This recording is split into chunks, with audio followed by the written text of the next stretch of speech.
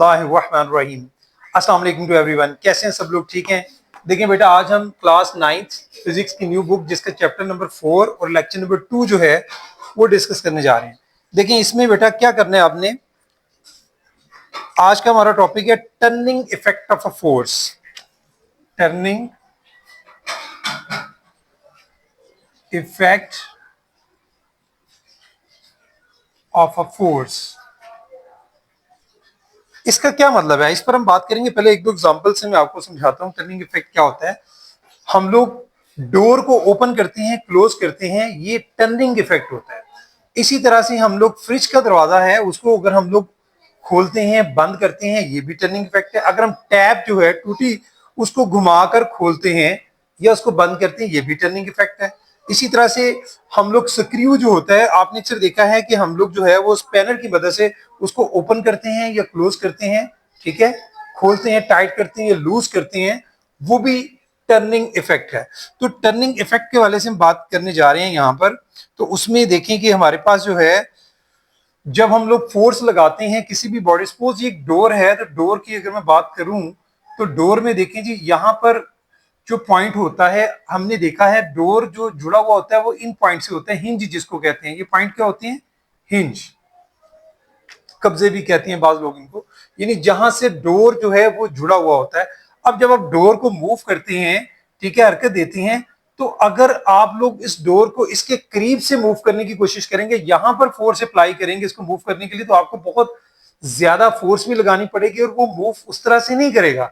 लेकिन अगर आप उसको कुछ डिस्टेंस से करते हैं, मतलब यहां से ये कुछ डिस्टेंस जो है यहां से आप फोर्स लगाते हैं, आमतौर पर यहां पर हैंडल भी आमतौर पर डोर के यहां लगाए जाते हैं कि ताकि आप उसको जब मूव करें तो वो आसानी से, एक डिस्टेंस जो है हिंज से होना चाहिए।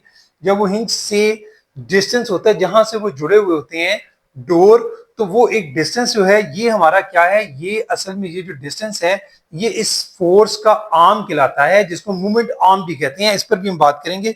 उससे पहले हम थोड़ी सी बात कर लेते हैं रिजिड बॉडी पर। रिजिड बॉडी क्या होता है? देखिए रिजिड बॉडी, वैसे तो देखिए कोई भी बॉडी है हमारा, मतलब ये देखिए मेरे पास एक मार्कर है, तो ये एक रिजिड बॉडी है। अब इस रिजिड बॉडी के ऊपर, सपोज ये एक रिजिड बॉडी, सपोज मैं इसकी बात कर रहा हूं, इसके ऊपर जो पॉइंट है, ठीक है, ये जो पॉइंट है अगर मैं इसको रोटेट भी करता हूं तो इसके जो पॉइंट होते हैं वो अपनी ही जगह पर रहते हैं, वो मूव नहीं करते।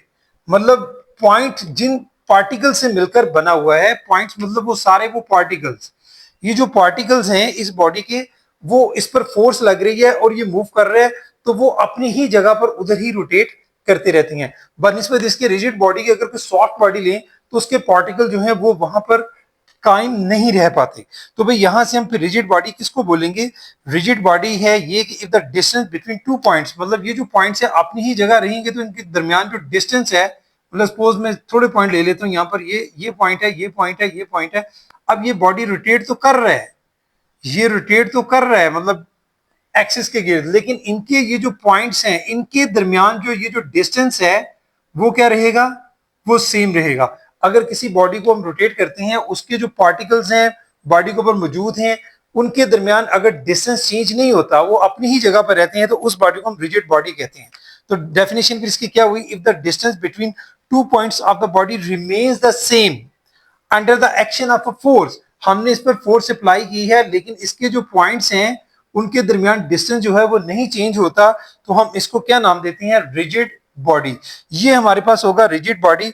और अगर हम किसी रिजिड बॉडी को रोटेट करते हैं, मतलब सपोज ये जो पॉइंट्स हैं, मतलब एक पॉइंट जो है हमारे पास, समझ लें कि यहां पर ये एक पॉइंट है, ठीक है, वो रोटेट तो कर रहा है, ये देखें, मतलब ये पॉइंट जो है अपनी एक्सिस के गिर्द रोटेट कर रहा है। सपोज एक और पॉइंट है, ये भी अपनी एक्सिस के गिर्द रोटेट कर रहा है, ये देखें, ये भी अपनी एक्सिस के गिर्द रोटेट कर रहा है, घूम रहा है। लेकिन ये जो पॉइंट्स हैं दोनों, अगर मैं इन दो पॉइंट्स, ये जो सेंटर हैं, यहां से एक लाइन ड्रॉ कर दूं, ये जो पॉइंट्स है दोनों इनको मिलाने वाली, जिनके सेंटर्स के गिर्द ये मूव कर रहे हैं, इसको हम बोलेंगे एक्सिस ऑफ रोटेशन। इसको क्या बोलेंगे?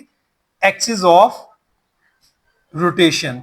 मतलब मैंने एक ही बॉडी के ऊपर डिफरेंट पार्टिकल्स हैं, एक पार्टिकल का दिखाया कि मतलब जो पार्टिकल्स इसके ऊपर मौजूद हैं वो मूव कर रोटेट कर रहे हैं, लेकिन अपनी पोजीशन इनकी फिक्स्ड है, इस पॉइंट की भी फिक्स है, इसकी भी, इनका डिस्टेंस चेंज नहीं हो रहा। अब इनके सेंटर से अगर हम एक लाइन ड्रॉ कर देंगे जिसके गिर्द ये घूम रहे हैं, वो जो लाइन है, इस लाइन को क्या नाम देंगे? Axis of rotation. तो फिर एक्सिस ऑफ रोटेशन क्या हुआ? The straight line joining the, ये जो स्ट्रेट लाइन है ये क्या कर रही है? Joining the centres of a circle, fix point of a circle, मतलब ये इसके क्या है? फिक्स पॉइंट हैं। ठीक है, मैं फिर से रिपीट कर देता हूं। The straight line join the centre of this circle, ये जो सर्कल रोटेट कर रहे हैं तो सर्कल बन रहा है, यहां से रोटेट कर रहे हैं सर्कल बन रहा है। इनकी जो ये जो सेंटर्स को मिलाने वाली लाइन है, जिसके गिर्द सादा लफ्जों में पार्टिकल मूव कर रहे हैं, उसको हम बोलेंगे एक्सिस ऑफ रोटेशन। ठीक है जी, ये है हमारे पास एक्सिस ऑफ रोटेशन के हवाले से बात कर लेते हैं। इसके बाद एक एग्जांपल हम देख लेते हैं सीसा की। सीसा आपने देखा होगा कि अगर मैं सपोज ये एक सीसा बनाता हूं, यहां पर ये एक सीसा है, यहां पर एक बच्चे को हम बिठा देते हैं। ठीक है, एक बच्चे को यहां बिठा देते हैं और एक बच्चा हम यहां बिठा देते हैं जी। ठीक है जी, अब इनमें थोड़ा सा फर्क आप क्या देख रहे हैं? एक जरा स्मार्ट सा बॉय है, एक जरा फैटी है, लेकिन हमने क्या किया है, अभी जो कोशिश की है हमने, इनका डिस्टेंस जो है दरमियान वाला वो क्या रखा है? सेम है। जब इनके दरमियान सेम डिस्टेंस होगा तो उस वक्त आप देखें क्या होता है कि जो हैवियर है, हैवियर बॉडी, ये क्या है? हैवियर, इसका वजन ज्यादा है। ये लाइटर बॉडी है, यानी इसका वजन जो है, इसका वजन कम है। अब होगा क्या कि भाई ये आपका सीसा जो है वो किस तरफ को मूव करेगा? कि ये जो हैवियर वन है ये नीचे की तरफ मूव कर जाएगा और ये जो है ये बच्चा ऊपर की तरफ मूव करेगा। क्यों? क्योंकि क्या होता है कि जो हैवियर वन है, यहाँ पर फोर्स जो है वो दोनों को हमने रखा तो सेम डिस्टेंस पर है। ये फुलक्रम है जी, ठीक है, सेंटर में फुलक्रम, तो डिस्टेंस हालांकि सेम है, लेकिन हैवियर वन जो है यहाँ फोर्स ज्यादा लग रही है, तो उसकी वजह से रोटेशन जो है वो किस तरफ होगी? रोटेशन इस तरह से होगी कि हैवियर वन जो है वो नीचे चला जाएगा और लाइटर जो है वो ऊपर चला जाएगा।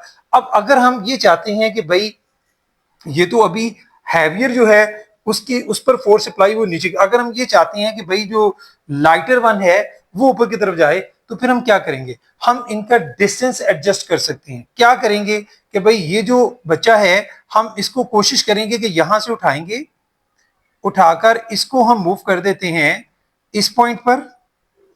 ठीक है, इसका हमने डिस्टेंस जो है वो सेंटर से इसका डिस्टेंस हमने बढ़ा दिया है और इसको उठाएंगे यहां से और इसका डिस्टेंस हमने कम कर दिया है मजीद। ये देखें, अब ये यहां है। अब क्या होगा? अब बिल्कुल उसके अपोजिट रिएक्शन होने जा रहा है। हालांकि हम ये समझ रहे थे कि जो हैवियर वन है उसका वो अपने वेट की वजह से उसकी फोर्स ज्यादा लग रही है तो इस तरफ रोटेट होना चाहिए था, लेकिन अब इसके बिल्कुल ब्रक्स होगा। जो लाइटर वन है वो उसकी डायरेक्शन फोर्स की नीचे की तरफ हो जाएगी और जो हैवियर वन है उसकी हो जाएगी ऊपर की तरफ। अब जो रोटेशन है वो कैसे होगी? वो रोटेशन इस तरह से हो जाएगी।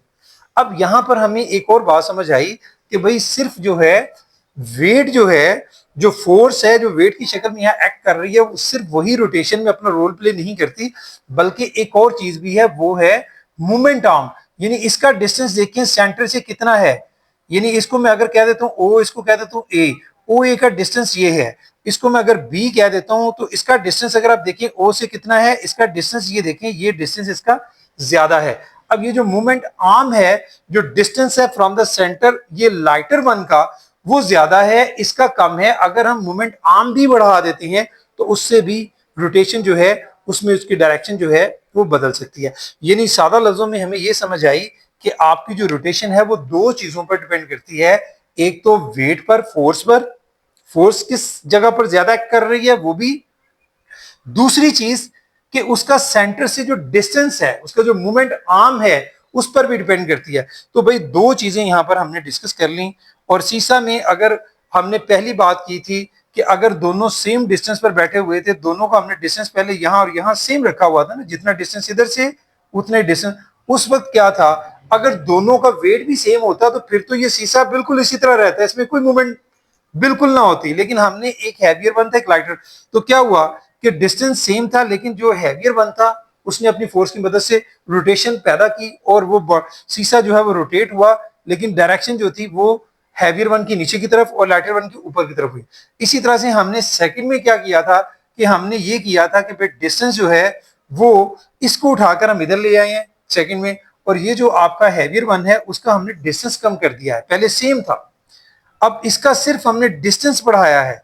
डिस्टेंस बढ़ाने की वजह से इसको डिस्टेंस ज्यादा, हालांकि इसका वेट कम है, यहां फोर्स थोड़ी एक्ट कर रही है। सपोज मैं वैसे बात करूं, सपोज 3 न्यूटन है, यहां हो सकता है फोर्स एक्ट कर रही है 8 न्यूटन, लेकिन बात यह है कि यहां पर मोमेंट आर्म क्या है, यहां पर मोमेंट आर्म अब जो है वो मोमेंट आर्म जिसको हम एल से डिनोट करते हैं, सपोज वो 2 है, ठीक है जी, 2 सेंटीमीटर या 2 जो भी है, और यहां पर मोमेंट आर्म जो है वो सपोज हो सकता है 7 सेंटीमीटर है मोमेंट आर्म एल। तो देखें 7 3 जार क्या होता है, 7 को अगर फोर्स यहां पर देखें, जो फोर्स उसका कनेक्शन क्या होता है, इसको हम अगले टॉपिक में जरा डिटेल से डिस्कस करेंगे। टॉर्क बोलते हैं इसको, टा, यानी वो फोर्स और मोमेंट आर्म दोनों के प्रोडक्ट इक्वल होता है। यहां पर अगर मल्टीप्लाई करें तो 7 मल्टीप्लाई बाय 3 21 आ रहा है जी, ठीक है, टाउ जो है। और यहां पर देखें, यहां पर जो टाउ है वो किसके इक्वल आ रहा है, टाउ जो है यहां पर 8 मल्टीप्लाई बाय 2 कितना आ रहा है, 16 का इफेक्ट है, यानी 16 न्यूटन मीटर इफेक्ट है, यहां पर 21। तो आपने देख लिया कि इस वजह से ये असल में रोटेशनल इफेक्ट की वजह से सिर्फ फोर्स ही नहीं, समझाना आपको ये था कि फोर्स के साथ साथ मूवमेंट आर्म पर भी डिपेंड करती है रोटेशन। तो ये था भाई आज का हमारा टॉपिक। इसकी थोड़ी सी अगर रीडिंग मजीद मैं आपको कहते हैं कर देता हूं, अदरवाइज बाकी सारी चीजें मैंने आपके साथ डिस्कस कर दी हैं। तो इसमें सिर्फ 2-3 डेफिनेशन से, एक रिजिड बॉडी की, ठीक है, बुक पर भी निशान लगा सकती हैं कि the distance between 2 points of the body remains the same under the action of a force, it is called rigid body, ये बुक पर भी निशान लगा सकती हैं, ठीक है। ये आपके सेकंड पैराग्राफ की पहली लाइन है।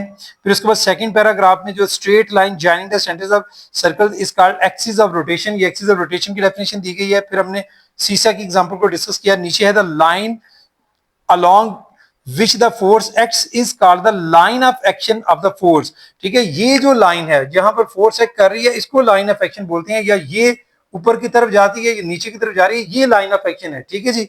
दूसरी उसके बाद perpendicular distance between the line of action of a force from the axis of rotation is known as moment arm, यानी फोर्स की डायरेक्शन ये है, ये देखें यहां पर हम बात करें ये फोर्स की डायरेक्शन है, और ये इसके परपेंडिकुलर ये जो लाइन है इस लाइन को हम बोलते हैं मोमेंट आर्म, जो कि फोर्स के क्या है, परपेंडिकुलर है। बाकी इसकी एग्जांपल जो है वो हमने मजीद जो है, मैंने जैसे आपको बताया स्पैनर भी इसकी एग्जांपल है। डोर जो है, डोर के हिंज होते हैं उससे भी डिस्टेंस होता है जहां से हम उसको मूव करते हैं। तो ये बेटा सारी इसकी एग्जांपल्स में आएगा turning effect of a force में। इंशाल्लाह हम नेक्स्ट अपने टॉपिक में मूवमेंट ऑफ फोर्स पर बात करेंगे। आज के लिए बेटा इतना ही। Thank you very much. अस्सलाम।